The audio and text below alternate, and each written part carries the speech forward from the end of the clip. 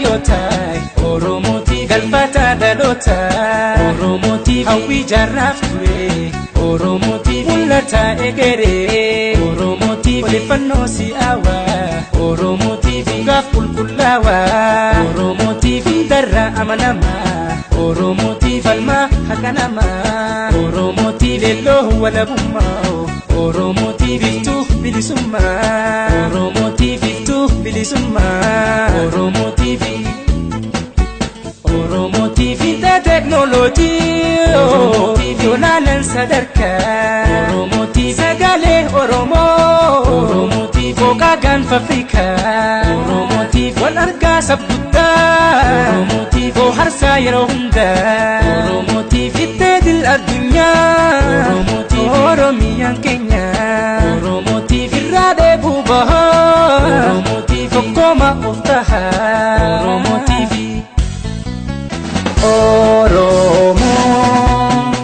Oromo TV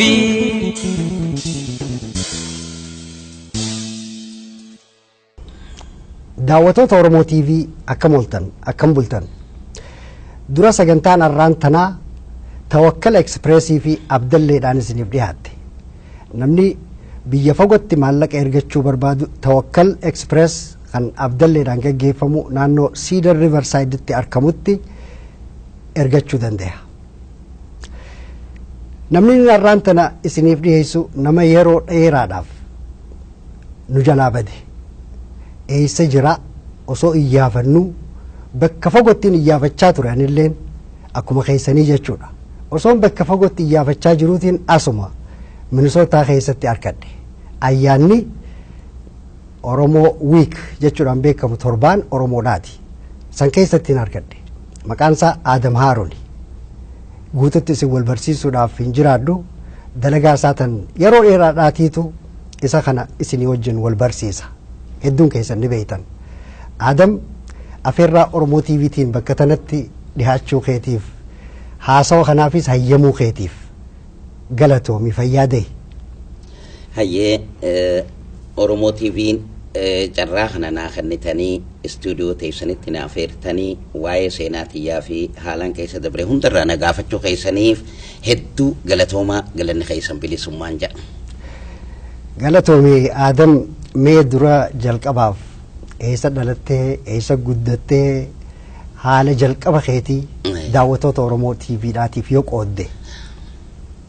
Gaariidha bakkiniin itti dhaladhee aanaa jaajaa aanaa malkaa bal'ooti jaaja bakka jaamtu araddaa bakka anniisaattiin dhaladhee haadha tiyya Faaxumaa Alishootii fi abbaa kiyya Haaruun Kabiiraa idduudha argamee jechuudha achitti achumattiin guddadheesi achumattiin ammas bakkumaan jiru sanitti barmoota sadarkaa duraa eegalee barmootarra odoo jirru haalli jijjiiramaa dhufuudhaan jireenya birootitti dabree jechuudha achuma keessatti odoon achi keessaan bahin.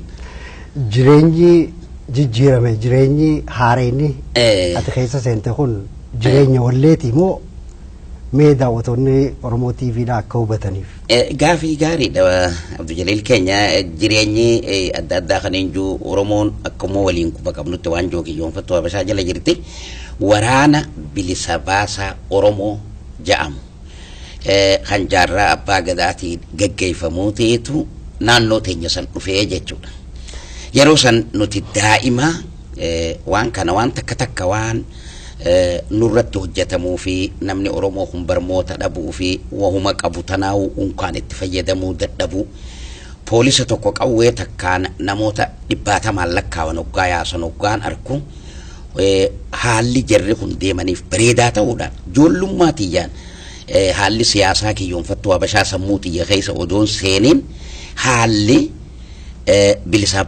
bilisa baaftuu Oromoodhaa kan naannoo keenya dhufee kun sammuu tiyya keessa seenee jechuudha. Achumaaniin ijoollummaa tiyyaan qawweellee hidhachuun geenye itti lixe.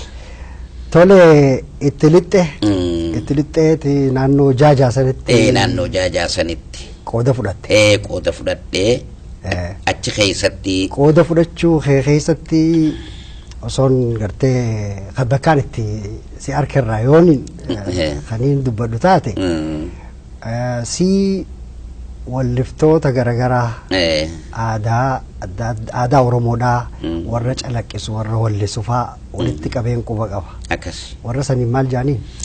hawwisoo guma kafal tan addi bilisummaa Oromoodhaa yeroo duraatiif bu'uurfatte keessa ijoolleen san hundinuu walii galli isaanii ijoollee jaajatti wajjiniin dhalanne kan akka ol qabaa sabaa nama achi keessatti urjii taphattootaa ture ammallee lubbuudhaan ni jira nama akkasiitii wajjiin hedduu dhagaa amma maqaa yaamee fixuun nama dhiba yeroodhaa wajjiin waan deemnuuf jecha hunda maqaa yaamuun hin danda'a isaanii wajjiin hawwisoo guma kafal bu'uureessinee baadiyyaarraa hamma magaalaa Dadaritti aanaa Oborraadhaa jechuudha gaafa san naannoo nuti jirru aanaa waradaadhatti lakkaa'omtii bulchiinsi aanaadhaa Dadar ture hamma Dadaritti deemnee agarsiifnee walgayii guddoo achi godhamte irratti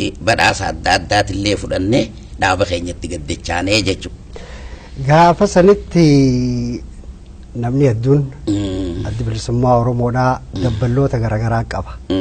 Uummata keenyatti waa himuudhaaf ni tattaafata. Maaliif gaafa san nuti Oromoodha jechuu itti himuun waa tokko. Deebisanii immoo gabrummaa jala jirraa if bilisoomsuudhaaf qabsoo itti finiinsuu qabnata jettu waan lammeessaadhaati. Namni dabballeedhaa hogguu uummatatti himu hagumatti himu qaba. Garuu hawwisoon guma kafal shoorri isiin taphatte ummata san jumlaadhaan lakkoo isa guddaadhaan qabsoo tana cinatti hiriirsuu waan inni jetii yaan arge. Maal sitti fakkaata maal jettaan ati? Hedduu jireenya kiyya keessatti waan na gammachiisu keessa Oromoota waan joo gabrummaa jala kufee kuni qooda keenya je'ee taa'u dammaysuudhaaf sadarkaa duraatti hiree arkachuu keenyaaf ana qofa oduun ta'ii waayilloota kiyyaa wajjin gammachuu daangaan qabneetiitu nutti dhaga'amuu turee jechuu yeroo san keessatti.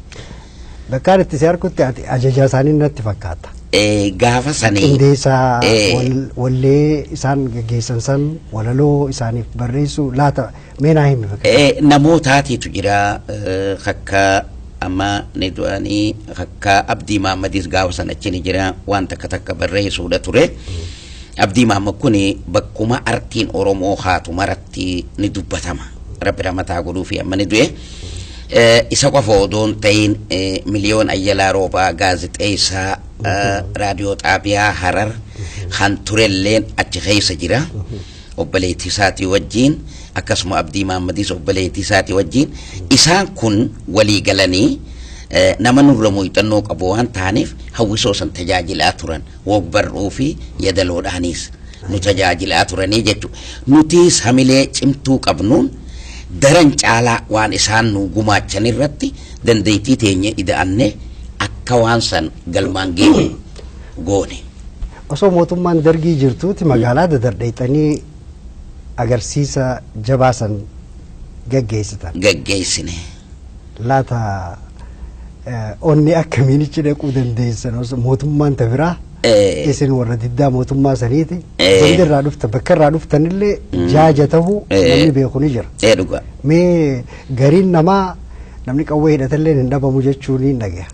Ani magaalaa Dadar hin turre garuu dhaquu keessan qubaan qaba. Maali mee kasan daawwattoota Oromootiif maal ibsite? Gaariidha gaafii gaariidha asirratti waaniin odoon hin tuyne biran kunneen qabaa jechuudha. Magaalaa Dadar akkanumatti lafaa haaneen dhufne hojjettoota mootummaa keessa jiran kan hadhaa waan joon kiyyoonfattuu habashaa ummata Oromooti irratti raawwachaa jirtu ta'uu fi dhabdee shanyiidhaan itti lafarraa ceetiitu jira. Suni Yusuf Sheekdoon warra ja'aniin. Bulchaa magaalaa sanii. Bulchaa magaalaa saniitii jechuudha.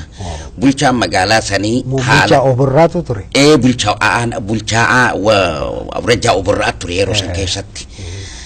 Dabballeen achi isaa namticha Radeet Asfaaw jaamu habooda isaan sana karashanaman godhe namoota hedduu namoota soqaa keessaa waayyuu keessaa akkasuma bifa waliigalaatitti jaajaa fi jarjartu keessaa warreen bakka bu'oota qotanii bultootaa ta'ee aanaa san keessa jiru hundaa'u walitti qabanii achitti dhume ragaan isaanii nama tokko tokkootiitu achi keessaa kan baqatee lubbuun baafate jira malee waan kaan achitti hobbaasanii jechuun akka Abdullaa Masheekaa Abdullaa Mayyuyyaa Abdullaa Masheekaati warra akka Jamaal Sulee hedduudha warra akka Muummee Abdullee Shaqaxaa warra akka Abbaas Abdii warra akka Alii Mikhaa'il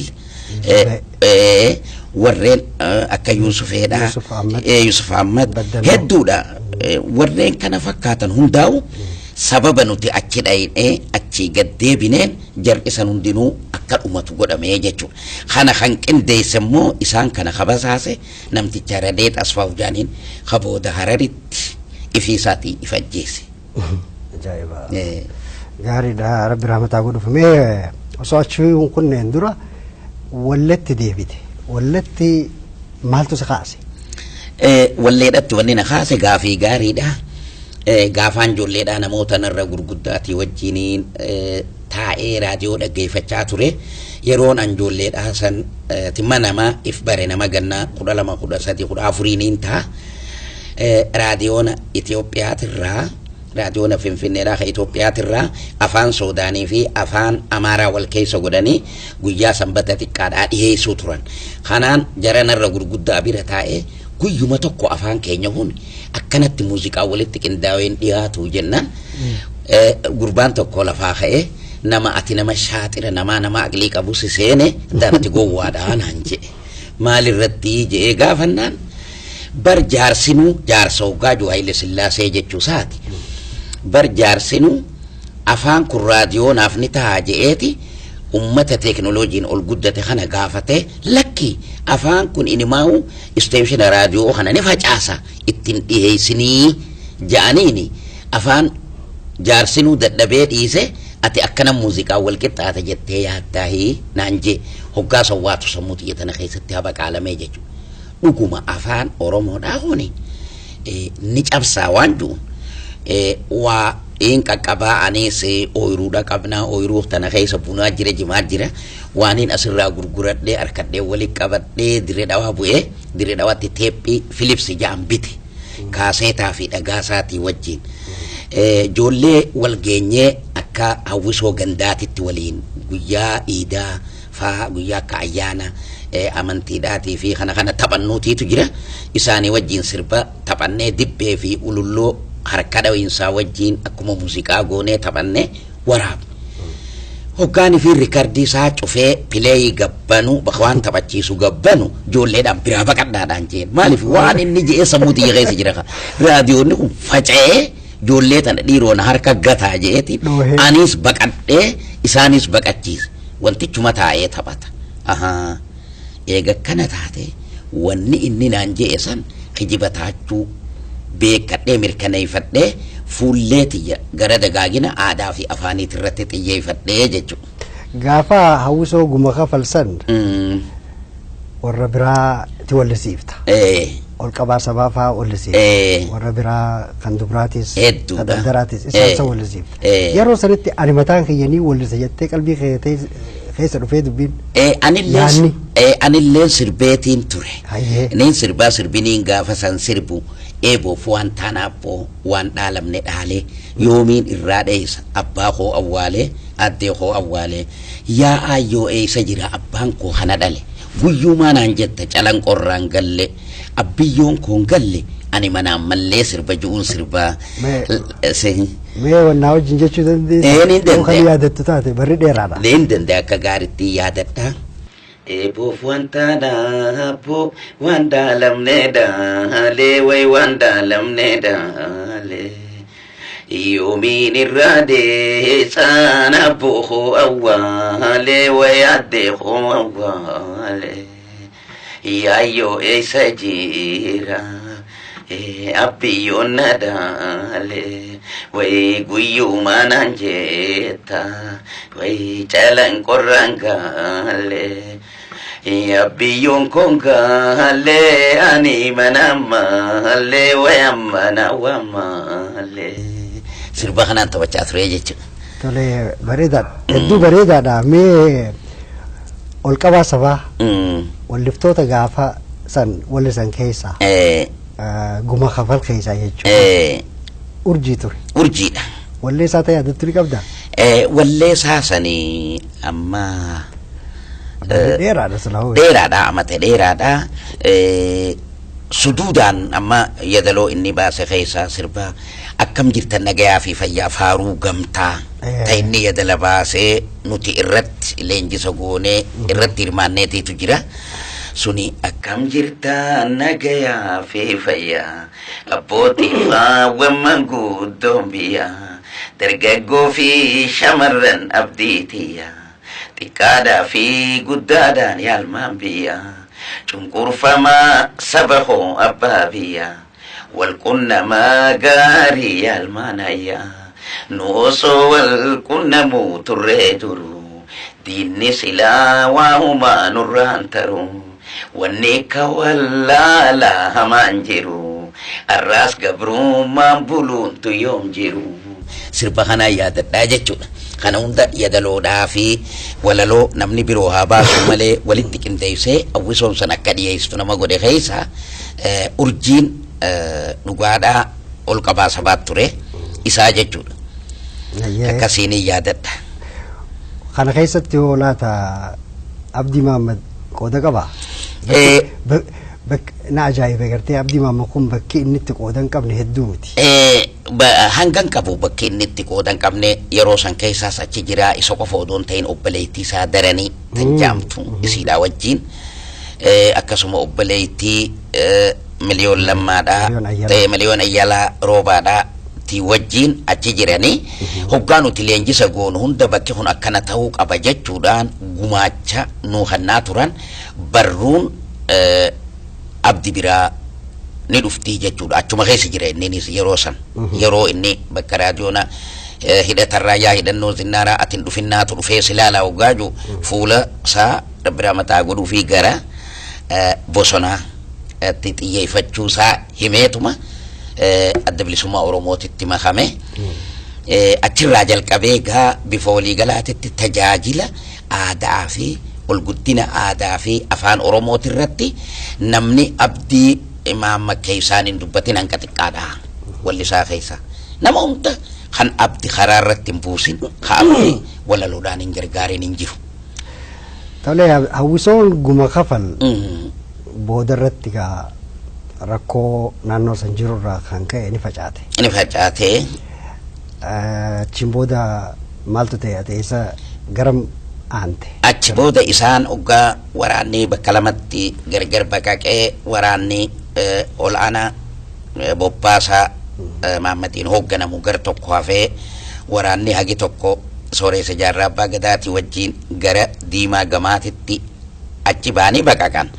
Awwanni tun asirra naagee jeetiin raammis gamaa fi gamanatti ani wanni tun asirratti naagee jeetiin gara galaa deebi'ee jechuudha.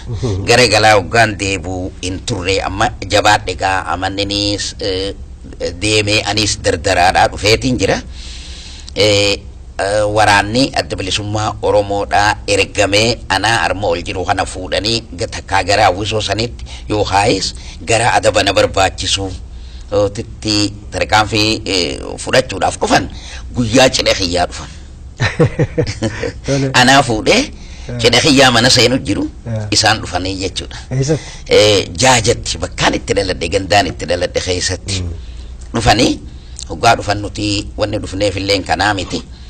Eegaan aruuza mana naqe booda eegaa intaltiniin fuudhee mana aruustittiin mana seente booda aruustittii wajjin mana seenee alan nagayyaamanii maddin na baasanii na haasaysanii walitti haasoyne qawween fuudhee oliin deebi'e ani amaaratti hin kennine. Bakkaan itti awwaaleetiitu jira. Bakkaan itti awwaale sanii dhaqee ooyiruma teenya keessa bakkiniin itti awwaale achii fuudhee qawween teessaniis tana ani immoo fuudheetiin jira. Aruuzattiin jira nageetti jeeni isaan geggeessee jechuudha. Gaafa isaan bakka lamatti addaan baqaqaniin keessa ol deebi'an. Tole achirraa ol deebitee eessa deebitee amma gaa jaajatti fuutee. Jaajatti. Sanbooda achuma qubattee ta'e. Sanbooda achuma qubadhee taa'eetiin achi booda gaa duulli asasaa mixii kan ja'amu hadargiidha hoggaa banamu. Duulli san irra guddaa xiyyeeffannaan isaa gammoojjii Harargeedhaa badda daree Harargeetirraa kaasee gammoojjii tana gara jalaatiin waliin tuqee yookaan duwwisee fixu yookaan biyya keessaa baasu waan ta'eef jara lachuutu dhiibaadhaa baasanii lafa san qabatanii taa'anii jechuudha. Jaaja saniis waraana guddaa fidanii qubsiisan.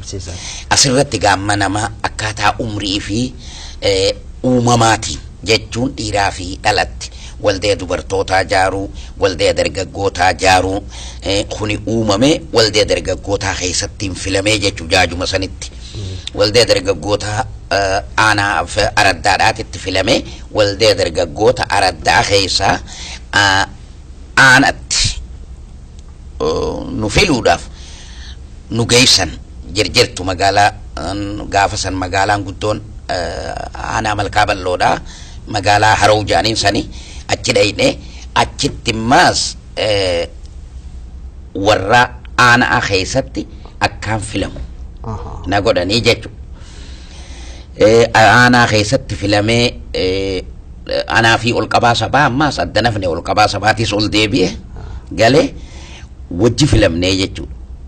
Wajji filamnee addaan hin hafne.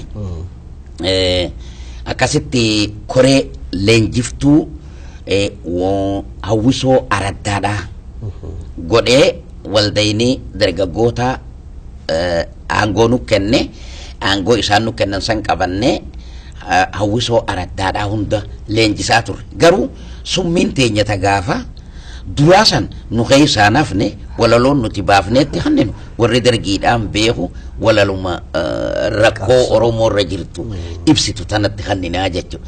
Isaanis kanuma wallisanii kaanis akka shaggooyyee fakkeessanii taanis akka heelleedhaa fakkeessanii akkasitti waan saniin tajaajilaa turre.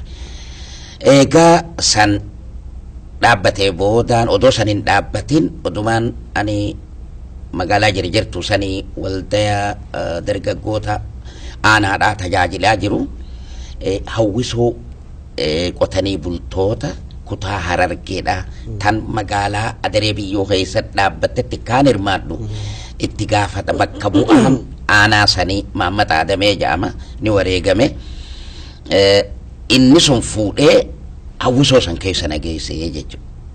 Mee gaariidha bakka sanitti dhufaa gaaffii takkaa bakka jaajaa sanirraa na hafe laftii Oromoodhaa waltajjiin lafa bilisoomtee bakkitti alaabaan Oromoodhaa dhaabbattee yeroo dheeraadha kan osoo diinni tokkollee hin jiru diina irraa ari'atanii qabatanii ta'anii magaalaa jaajaa san ture.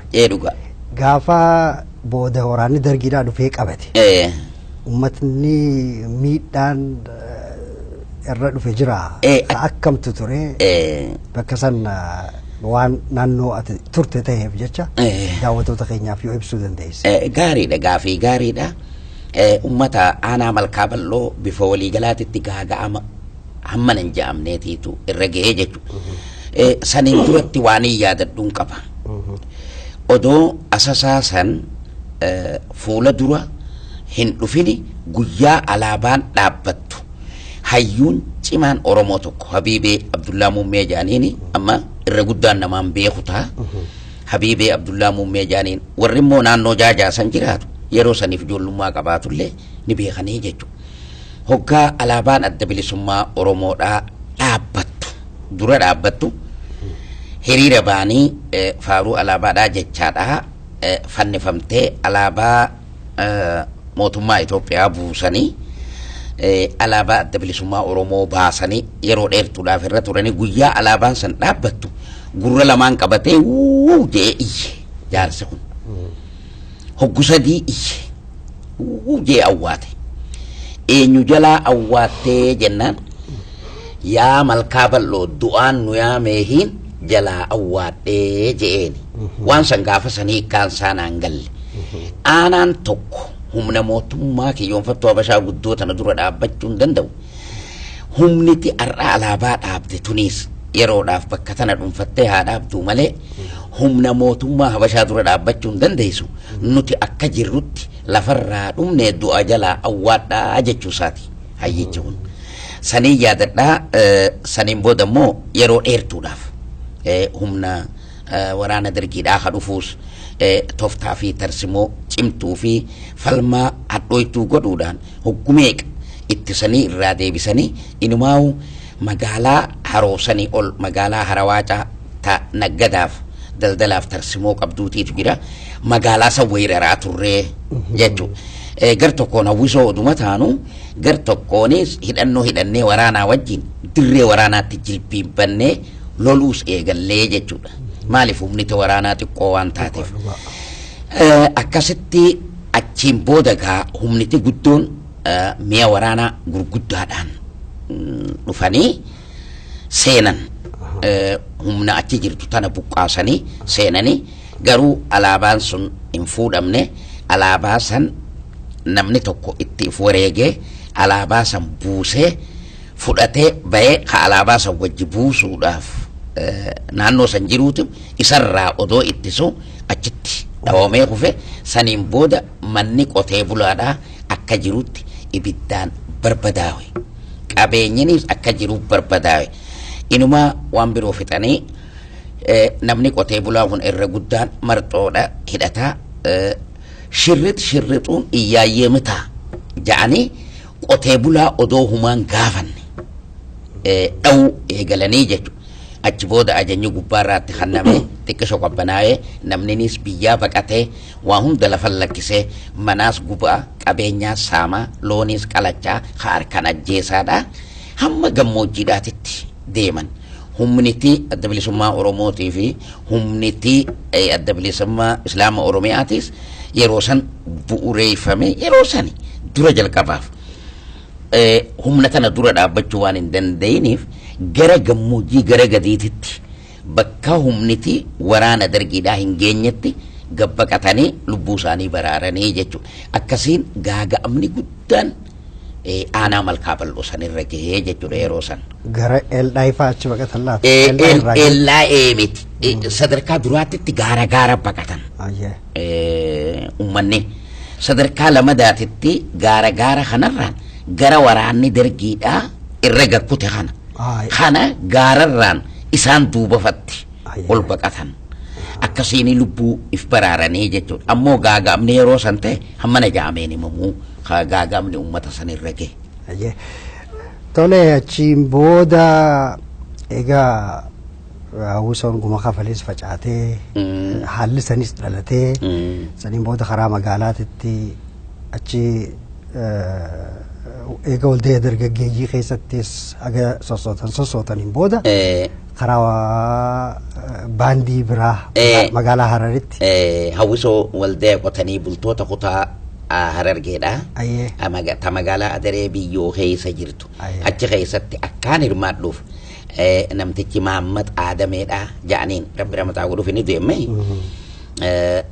isaatiitu fuudhee baandii sanitti kan makamu nu godhee jechuudha baandii san keessattis sirbaan reefuun tana jalqaba sirbe eeboof waan taanaan finfinnee dhaqee sirbee jechuudha gaafa hawwisoon adda addaatirraa hawwisoon qotanii bultootaa waliin dhuftu warreen akka Alishabboo Shantam Shubbisaa Abdii Iyuun hedduudha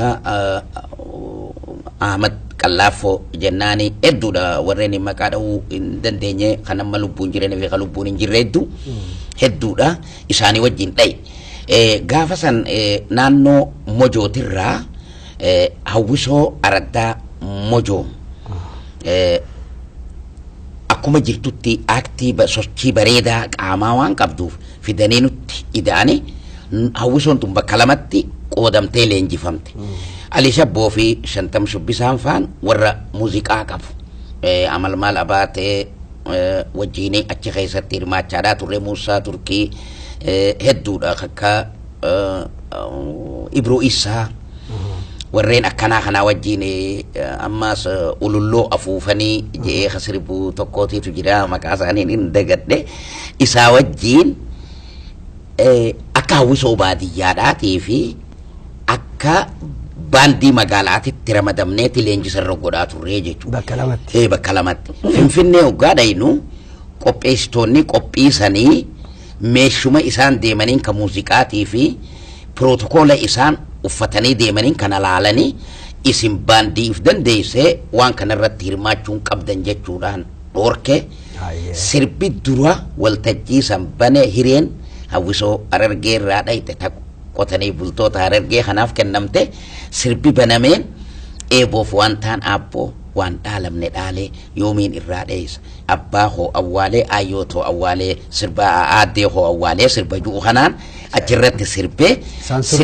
saansurriin jiru bakka san irra guddaa waan yaadadhu keessaa ani maayikii lafa fagoodhatti dhufu kana saniin duran agarre ja'anii afuufanii hafuura fi dhagayan kana waan hin bare istaadiyooma guddaa keessa seenee je hin dhageenye waan fuufduu takkallee aboon dalagu hun jennaan warri istaadiyooma marsee taa'u hundinuu huni qotee bula dhugumatti huni qotee bula ja'anii nakkoflan achirraa qindeessaan waltajjiisanii lafa jala fiigaa dhufee kaameeraa dhokochaadha in hojjetaayyuu itti fufi in hojjetaayyuu itti fufii naan jedhe yeroo san keessatti loqonni isaatillee naan garu turee itti fufii tana waan taate waan hin beekuu jecha ittiin fufe warreen qaamaan hirmaatan shaggooyyee bareedduu sochii qaamaa agarsiisan akkasitti aadaa agarsiisuudhaan sadarkaa lammaffaadhaa baanee galle silaa sadarkaa tokkoffaa baana aaktii agarsiifne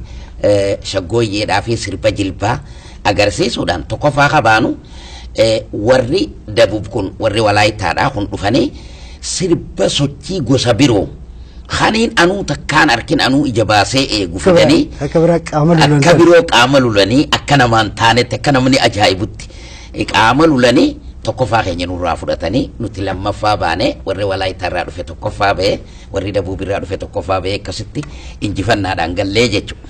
Hawwisoon san hagamta akka jiraatte?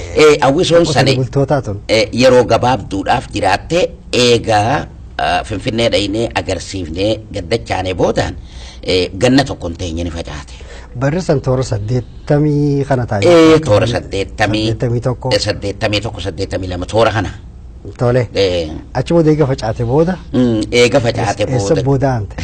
Eega facaate booda gaa abdii kutannaan asxaa du'aan addunyaa tanarraa baduudhaati jeetiin gara kaaseeta baasuudhaatti fuula xiyyeeffadhe.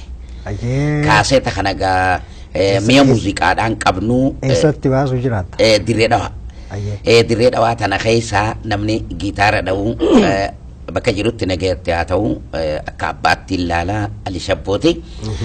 Namni dibbee dha'u Ahmad Qallaafoo fi Abdoo Taabit ja'aniini dirree dhawaa keessa. Sadarkaa duraatitti immoo leenjisa kanaa kenne Yuuseppoo Misheel ja'aniin isaatiitu dura sirba duraa san na wajjidhee sirba duraa san ka yaada jaalalaan na baay'ate juuse kaaseta duraa muuziquma isaatiin hin baasee jechuudha. Nama irraanfachuun hin taatu gocha namaa awwaaluun mataa namaa awwaaluu wajjin wal qixa jechuuf hin jedha. Yaada jaalalaa sanatti baay'ate jette? Yaada jaalalaan na baay'atee namarraa kophaa na baafatee akkuma hootti ho'atiis na yaadde wal garree wajjiruun jiraatte. Gammaddee seexeenaan kofaltee yemmuu dura ijaan nagarte niin dhufaan baalla manaa qabdee maa haftee maaltu si mudate ishururuu godhee garaa hoo sossobee wal barmoonni hamaadha obsuun hin dadhabee taniin bare hundaa'uu si wal bira qabee jaalaltituun falatanaa taatuun dhabee je'ee sirbe kana maleellee yaa hangaatuu qayyoo biiftuu subii baatu yaa uuda jaalaltirra walit qabamtu nana hoo garaan yoo ijji si mil'attu hoo garaan akka moggaana yaadattuu jee fedha kiyya hoggaanimuuf hawwii isiin naa qabduus intala gaafachaadhaa turee jechuudha sirba san Yuuseppoo Misheeli kan muuziqaa isaa Yuuseppoo Misheeli fi Abdootaa Bitiitiitu dibbee dha'ee Yuuseppoo Misheeli kan gitaara dha'e.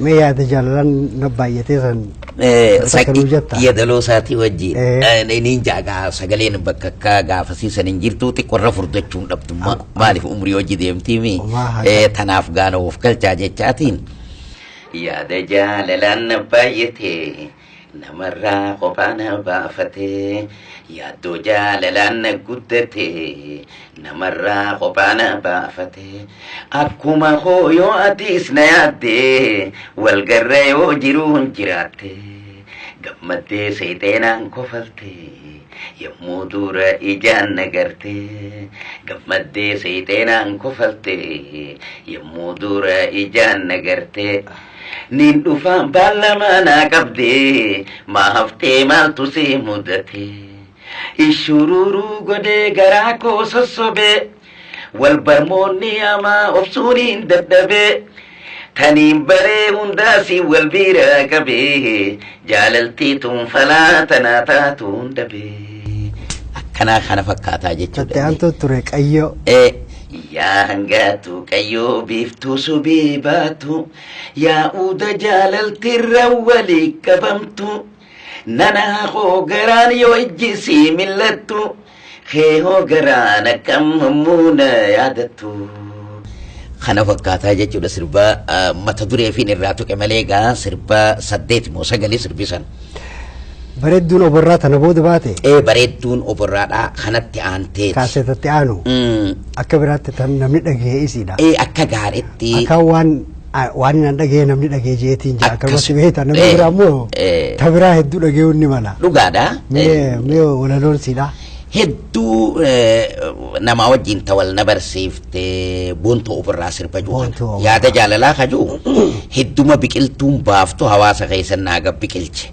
Baala akkam baasee damee baasee lalisu kana godhe sirba boontuu oborraa kanaa jechuudha. Sirba boontuu oborraa kana wagguun jiru akkanumatti gara walaloo isaa seenuu odoon ta'in yaadannoon isarraa yaadadhuun qaba.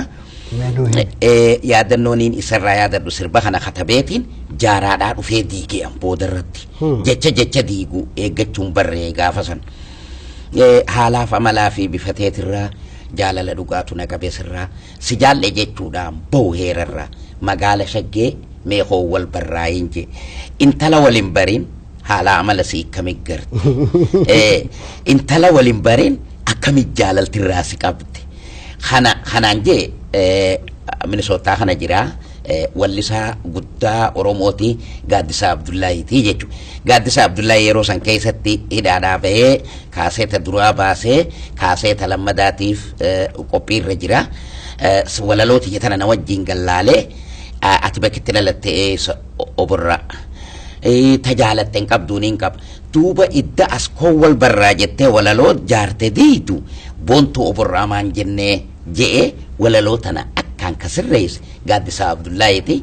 Kunis qooda ilma namaa tokko ilmi namaa haayuu qabu jechuudhaaf hin je gara walaloodhaa seenuudhaaf haalaaf amalaa fi bifateetirraa jaalala dhugaatu na qabeessirraa si jaalle jechuudhaan ba'u heerarraa magaala shaggee boontuu oborraa waa xiqqoo siimame bareedina sirraa dhalateetu jiru bareenni isirraa tolche uume rabbiin waan hambifne irraa luucce rifeensisii mudhii sirra jira qal'aadha fuullisee honkonne waan biraa dheeroomina mormi taakkuurrani jira ir'inaniin dhabee haalaa fi bifarraa nyaarri ijasiidhaa wal tuqeeti jira ijjisii goobanani ifti urjiirra adiidha ilkeensi harruun akka biraa gurraattiidha irgoon tumaami uumaarraa dhaabaa dhaabbanni siilaata akkam jira jettee hin jirjirin kaaseefii ni mujjira gabaabduun jaamtu dheertuu miizaabarra qallayyoo mudhiinsi tan dubra cufaarraa bifaan gurraattii mi diimtuu mi magaala haala amallisi hizaabarra tola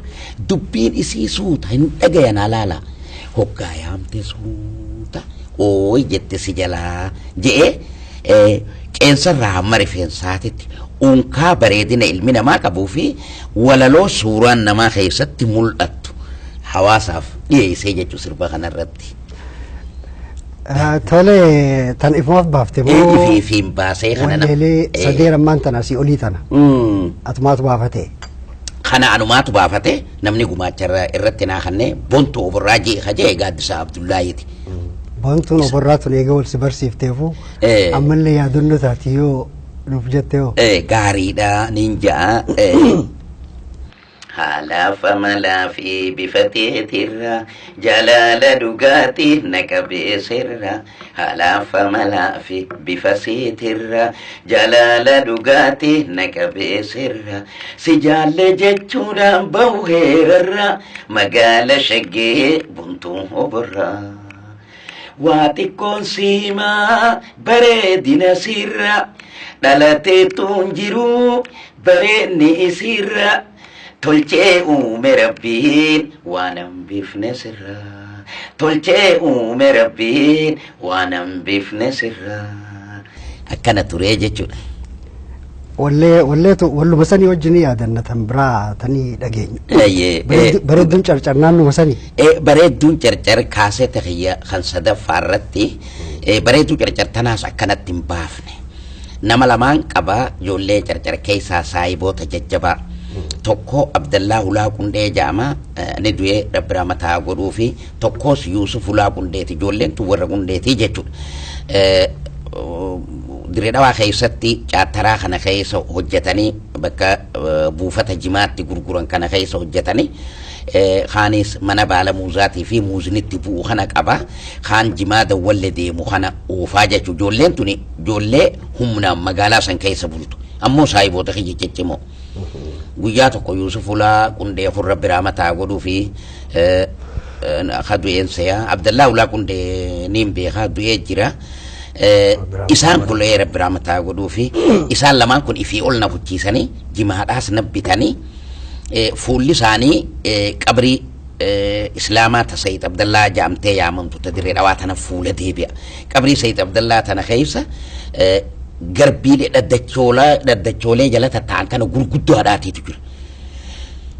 Allaattiin achi gubbaa magaalaa keessaa waan corattee allaattiin achi gubbaa qubatte allaattiin gurguddoon gooblaa babal'atuun.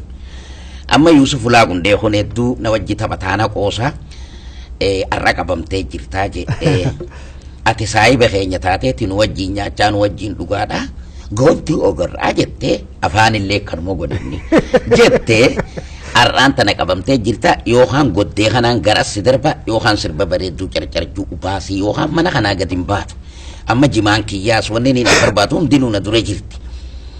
Waliin teenye Abdallaa Hulaa Qundee kun abbaa humnaa jedhanii bifuma walii galaatu magaalaa san keessatti warra nama caccabsu sani.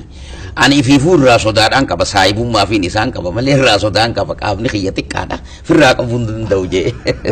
Amma isaan kanaa wajjiin taa'ee yaa Rabbi na baasi jechaadha. Odoon gallaalu allaattii gooblaa akkana goote akkana jettee lakkaan qilleensa irratti ol kaatu arge. Meef Oromoon transportation qabdu waan waliin laaltu allaatuma tanatti yoon dhaammadhe ulee warra carcartana jalaa bahee hojeetiin wahiin sidhaammadda allaattiin aggore aboo rabbi na fureen jee sagalee ol fuudhee maali jennaan usaa hin dubbatin akkasumatti usaa jeetiin wahiin sidhaammadda allaattiin aggore dhaamsa kiyyaa suudhi samiirraan bararii galamsoof baddee isaa ciroo gubbaas mari salaamannaa ji'iin bareedduu carcariin. Samiirra barartaa amna toltaa barii takkittuma arraamee ifnaa dararii hoggaa gaddeebitu hirnattis naa gori naa dubbisii hoottu jaalallee too gaarii je'ee ammaas oborraan bakkaan itti dhaladhe waan ta'eef keessaa naftu amnateetti fufi adda murinnarraa oborrattis gori jaallan kiyyaa jira dhaqii gubbaa marii dabbaal mootii gaara sababuma kanaanu aanaa meeqa uleenne eeggatu jalaa ba'uuf hin deemaa jechuudha. Amma oborrattis gori jaallan kiyyaa jira dhaqii gubbaa marii dabbaal mootii gaaraa haadha gaara mootii sanii gurawoo wal garraa magaalaa guddittii gaara mul'ataatii jechuudha. Dadhabduus if qabi obsiinaa barari hafuura baafattaa qubadhu hararii bareeddu hararees gaafadhu irraa bari si hayyamtu fuudhi dirree dhawaatitti naa hoottuun bararii jee allaatti ergee aanota jiru hundaa'u wal qunnamsiisee ulee san jalaayis bahee jechuudha. Akkasittiin baase kanaa seenaa qaba. Walleen tun hedduu beekamtu. Haga har'aatti nama hedduudhaatu bakka hedduutti wallisiisa sirriifillee wallisuudhaaf tattaafata. Garuu afaan keetirraa dhageeyuun dhugaa. Mee nu jechuu dandeessaa isii tanaas. Ni danda'a bakka sagaleetti na of galchaa jechaatumaan amma gaa sagaleen furdachaa jirti umriin bakka duraanii san hin jirtu ta gaafa duraa san qalloo. Anaaf beekuma san jirtu. Akkasii wajjumaan karaarraa kunneen seera. akkasii dhugaadha umriidhaan daaddaa waan jirruufi naa qabda gaarii galatoomiin jaa. Wa'iin seddaa madaa allaattii naggorii dhaamsa xiyyaas fuudhee samiirraan bararii. Galamsoof baddeessa jiroo gubbaas marii salaaman naajiin bareedduu jarjareen samiirraa barartaa amna toltaa barii takkiittuma arraamee ifnaa dararii hoggaa gaddee bittuu sirnatti isnaa gorii naa dubbisii hoottu jaalallee too gaarii. Wa'iin seddaa madaa allaattii naggorii dhaamsa xiyyaas fuudhee samiirraan bararii galamsoo fi habroo ciroo gubbaas marii salaaman naajiin bareedduu jarjarii. Kana fakkaataa jechuudha. Hedduu namatti tola. Duuba achiin booda Abdii Maammadii wal qunnamuun. Achiin booda Abdii Maammadii wal qunnamuun. Zamana guma kafalitti. Gargar baatan jechuudha. Amma inninis diree dhawaadha jira. Achiin booda gaa kaasate sadeen kana booda wanni niin baasu ulfaachaadhaa dhufte. Maaliif sadarkaa beekumsa kiyyaatti wal waaniin beeku naannawa kiyyatti nannaanneeyse hanga barbaachisuus itti ida'e. Qurunful qarfaa baanan kanatti nannaqee dhiheeysemi amma cimamaan na harkaa dhume hoggaa cimamni na harkaa dhume egaa Abdii Maamma kuni dikshinari afaan Oromooti jedhamuu danda'ama loqoda Oromoo adda addatti beekaa jechuu Baalee akkamitti dubbataa warri Baalee hoo jette akkana dubbata jeesatti hima Booran akkamitti dubbataa hoo jette akkana Gujiin akkamitti dubbatte hoo akkana dubbataa jaa akkasanitti inni akkasitti qabateen beeku hedduu afaan hedduudha dhagayaa Abdii Maamma jechuun nama afaan tokko dhaga'u miti Ingilishii akka afaan isaatti dubbata afaan Oromoo bulbulee beeka afaan Amaaraa haga Cineesaatti beeka afaan French ni dhagayaa akka gaarii dubbata afaan Arabaa Khaliija beeka jechuudha qaceelloo beeka afaan kana hundarra artii hawaasa kana keessatti ol guddattu keessa harkisee fidee jabina wagbarruudhaa kan artistoota gurguddoota warreen miidilistii kanarraayis waan fudhatu qaba kana fuudhee as harkisee afaan Oromootiin walitti makee barreessee dhiyeessaa jechuudha. Artistiin inni keessaan hin dubbatin hin jiru. Fuulli rabbitti haa tolu rabbi mataa godhuuf hin ja'a. Akkasii jechuudha. Tole gaariidha. Kunis duuba waan ajaa'iba keessaa tokko. Jaalalaan dhaddacheeraa keessa jetta. Maali kunoo maal jechuudha? Kuni hiikkaansaa jabduudha. Amma dura Oromoota Amaara afaan na gaafata waan kana Amaara afaan Oromoo beeku faatiitu maaliif jaalala hiite jedhee na gaafata malee Oromoo keessaa nama hagawaa xiqqootiitu na gaafatee jechuudha. Keessattuu eegaan Minnesootaa dhufe kana maaliif hiitee jedhanii na gaafatan ijoolleen dargaggoon amma lafaa haata. Jaalaltii hiiku maalii? Jaalaltii hawaasa hedduu jiraachumaan toltu. Hidhuudhaan hin toltu. Mee maaluma jechuudha? Waan na hiisisee jira. Amma wanni jaalala na hiisise kiyyoonfattuun Habashaa humna aangoo siidhaatiin cimsattu. Waraana ashkara qallaba garaatiin hojjetamu milishiyaa hajaamu kana. Irraa kaasee bifa walii garaatitti warra beekumsallee qabu. Kan Oromootti beekan sadarkaa gaxaanutti beekaa isaanii odoon ta'in wallaalaa isaanii gubbatti shuumuudhaan barcuma isaanii gajjabeeffatanii siranfatanii akka jiraatan waan yaadaniif ilaa hanga ashkara qallaba garaatiin hojjetu hawaasa Oromoo keessa barbaadachuu ka'anii ga'anii jechuudha. Fakkiif wanni kun yeroo dargiidhaati dhugumatti kan hojiirra oolte akkaababii milishiyaa jedhanii beeraawii milishiyaa jedhanii akkaababii milishiyaa jedhanii uuman warri kun hundinuu mindaan isaanii kafalamu hin jiru. Nagaya impaayira kanaa eeguuf ammoo if wareeguma lubbuu kafalaa jiran Oromoodha jarri kun. Amma waan kana suduudaan dirree baasee dubbachuun na dhiba. Walaloo keessatti immoo ilmi Oromoodhaa hundinuu akka hubatu keessattuu namni suduuda ogbarruudhaatiin waa hubachuu danda'u hubatee akka hubachiisu godhuudhaaf waan kana barreessee jechuudha. Gaaf tokko namiitee jaalaltii dagutti dhaqeetani madde dhaddacha heeraatti baallamanuu qabee abbaan dhaddachaati naafi isii hamoo nu eegaa walitti. Naa gargaarsan qabne ka ijaan nagartu tagaalee nadhooytee olii gannaan deemtu jaalala baananii akkanaaf dhiyaattu heerarra dhiyaattee haanaaf gaafatamtu himannoota kiyyaas laaltee heera murtu dubbiin tun ammaatti lafa dhiisuun taatu waraqaa yaaminaa haasii barreeffamtu geeysiitiin rahaay akkasii dhiyaattu isiin onnee abbaa garaa keessa jirti. Warra dantaa Oromoo taanii warra dantaa Oromootii fi miidhamni Oromoodhaa ittiin dhagayamnee keessa ta'isii jechuudha. Mindaa fi dantaa isaanii qofa laalee habashaan goftaa jedhee warra bulusan keessa fayyirti. Warra humaa miidhama kanarraa quban qabnee akkanuma waayini nu uume akkanumatti kiyyoonfattuu habashaa tana gabbaraatuma addunyaa tanarraa galuu qabna jedhee warra abdii murate kana faa keessa jirti. Tanaaf barbaadeetiin dhaqee bakka isiin jirtu onnee warra abbaa garaa san keessaan dhaqee jechuudha. Barbaadeetiin dhaqe bakka isiin jirtu waraqaarraan kaayee odoo isiin loltu if abdattee loltii waanaaf hin dhiyaattu yoo dhiyaachuu baatte haa qeyroo naanaa qabdu qeyroodhaan qabamtee yommuuniif dhiyaattu deebisaan si kana wanni isiin jettu naa hafeete jeeftee haanis maraachitu yoo ragaa qabaate aana dhiyeeffatuu jette. Anis harka maradhee abukaatoo ifidduu dhaabne harka maradhee dhaabbadhee gara diddi malee isin numan beeytu meeqa haa ajjeeftee dhiiga isaa dhimtu hoggaan akkana ju hammarreessatti holqa gireedaraan qotame Oromoota achitti awwaalame Shariif Kaaliditti gireedaraan qotanii Oromoota yakkaan maletti achitti awwaalaman badii tokko maletti keessaa kan yaadadhu akka Mustafaa Harawwee artistii Mustafaa Harawwee fa'a. Warreen isa fakkaatan hedduudha jechuudha.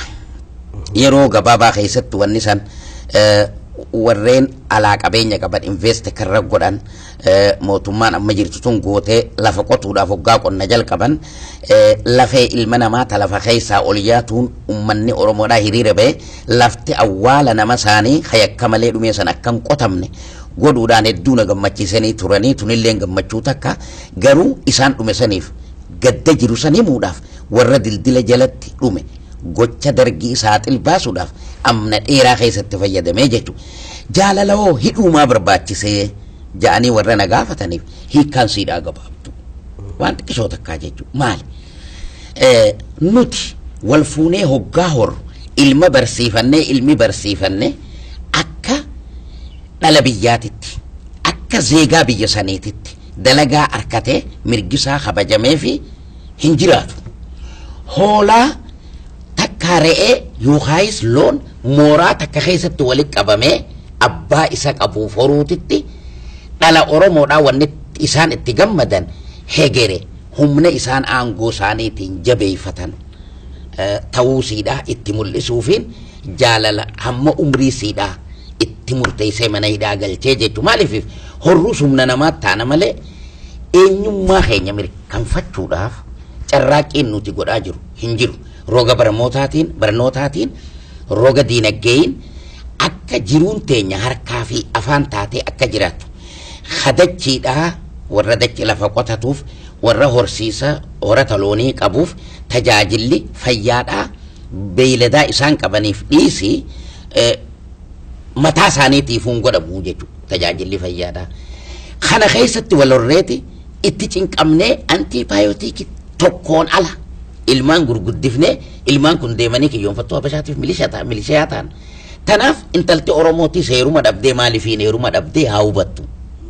Ilmi Oromootis fuudha dhabee maaliifiin fuudha dhabee haa hubatu. Maali? Hadhaa jireenya gabrummaatiitu umriin tiyya fuudha geesse odoo jirtu akkaan hin fuune na godhe. Intalti Oromoo umriin tiyya heeruma geesse odoo jirtu heerumee dee ijatiyyaan akkaan hin agarre wanni na godhe.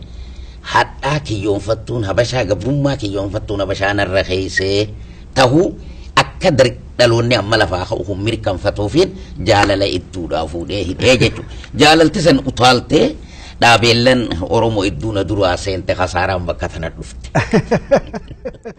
Tama qaadho inni hunda silaa arraan tana ifnaa qabde si wallisiisuuf hin jiraadha. Ayyee.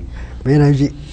Gaaf tokko namiite jaalaltii dagutti dhaqeetiin himadhee daddacheeraatti baalamanuu qabee abbaan daddachaati naafisii hammoo nu eegaa walitti naa gargaarsan qabne kanii ijaan nagartu tagaalee nadhoo ittee olii gannaan deemtu jaalala baananii akkanaaf dhiyaattu heerarra dhiyaattee hanaaf gaafatamtu.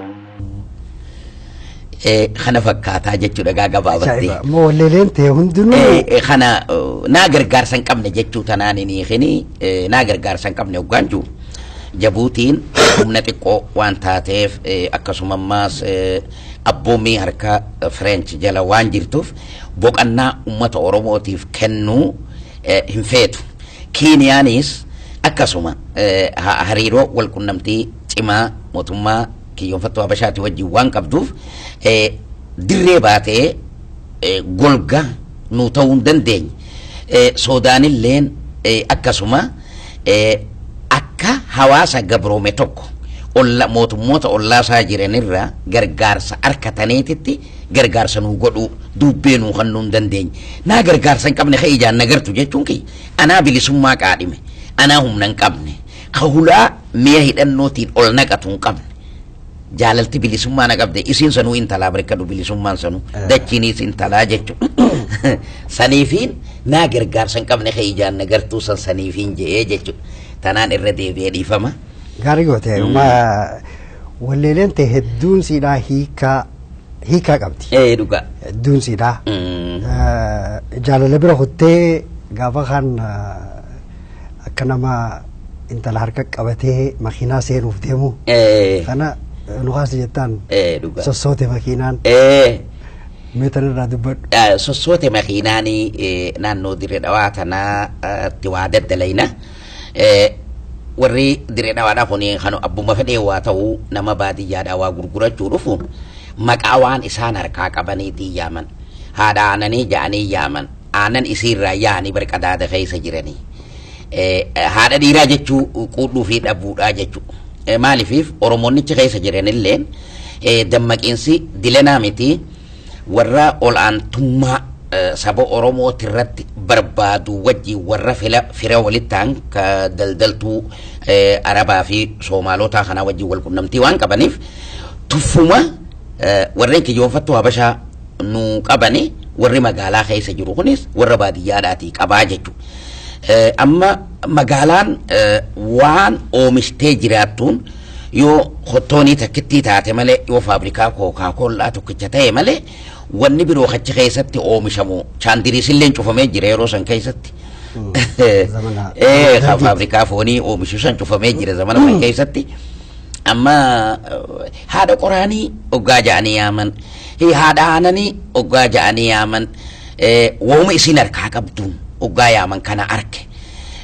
Kuni olaantummaan itti dhagayamu warra magaalaatii fi gaxaantummaan itti dhagayamu warra baadiyyaadhaa kana wal gichisiisuudhaaf sirba sossoote makiinaan imaltoota fuutee jiru katabe. Sossoote makiinaan imaltoota fuutee ni deemnaa himee fi bakki nuuf qabamte shirshir jennee gallaa hobbiyyaas baratte intala magaalaa keessatti dhalatte yookaayis ilma magaalaa keessatti dhalate warra haadha qoraanii haadha aananii je'ee yaamu sani. Namoota saniifi jechuudha. Sossoote makiinaan imaltoota fuutee ni deemnaa himee fi bakki nuuf qabamtee shirshir jennee gallaa hobbiyyaas baratte magaalaa keessattuu dhalattee guddattee jiruu baadiyyaadhaa waan beektu waan taate bineensa gaaraatu oduudhaan baratte jalda isaa fi leencaa'uu addan baaftu beeytee shanyii midhaaniillee kan jiraattu nyaattee boqqolloof bishingaa kuni xaafi jettee baalaan addan baaftu firii qofa gartee hoggaa qafiira dhayxee bittu malee hoggaa bakka Bukhara midhaanii dhayxee bittu malee baalaan hin beektu jechuun loontii si jedhanii warra magaalaa kana yoo baadiyyattichi qajeelchan xaafii tolte yoo harkan citaadhaa jedhanii itti naqan yoo jaldeessa booyiraa jaldeessaa harkan leenca jedhanii rifatanii tuuni du'anii jechuudha. Tanaafiin warra magaalaatii fi warra baadiyyaa kana walitti dhiyeessuudhaaf baadiyyaan qulqulluu akka taate bareedduu akka taate wanni ilmi namaa nyaatee jiraatu baadiyyaa keessa akka jirtu warri magaalaadhaa aanaa isaanii hiddi isaanii baadiyyaa irraa ture bara if booda yaadatani malee warri isaaniin ilmaan adeeranii baadiyyaa jiraarrallee gabbahanii haala jiruuf jireenya baadiyyaadhaa kana ana qoftiin hin baafne Khadiir Sayyidilleen sirbuma kana fakkaatu baasee hedduudha jechuudha artistoonni keenya warreen baadiyyaadhaa kan baadiyyaattis namuma hin tuffatin baadiyyaanis biyyumaa jee baase inninis hooma kana arkeetii jechuudha. Tanaafi waan san jedhe gaafa san tuffiin magaalaa fi baadiyyaa iddoo jirtu tun haga tokko akka haffallattu godhuuf. Tole mee sossoote makiinaan nu jiire ammas. Ayyee sossoote makiinaan imaltoota fuutee ni deemnaa himee fi bakkee nuuf qabamtee shirshir jennee gallaa hobiyyaas barattee magaalaa keessattuu dhalattee guddattee jiruu baadiyyaadhaa waan beektu waan taate bineensa gaaraatu oduudhaan barattee jaldeessaa fi leencaa dambaaftu beeyte sossootee makiinaan imaltoota fuutee ni deemnaa himee fi bakkee nuuf qabamte shirshir jennee gallaa hobiyyaas barattee.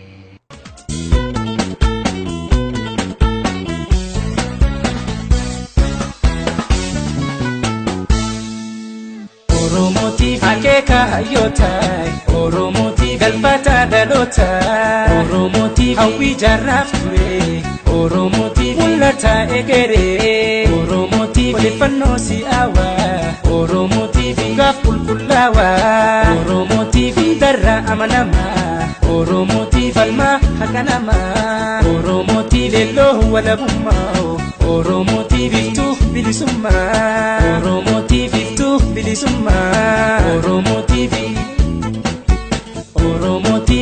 teknooloojii Yoonaaleen sadarkaa Oromotiif sagalee Oromoo Oromotiif booqaa gaanfa Afrikaa Oromotiif wal argaa sabguddaa Oromotiif harsaa yeroo hundaa Oromotiif ittee dil addunyaa Oromotiif Oromiyaan keenya Oromotiif irraa deebuu bahaa Oromotiif tokkoma of tahaa Oromotiif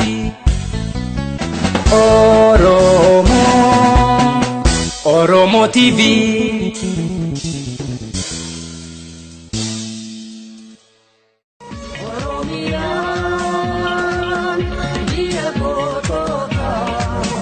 Dia aku panduran, kau sawan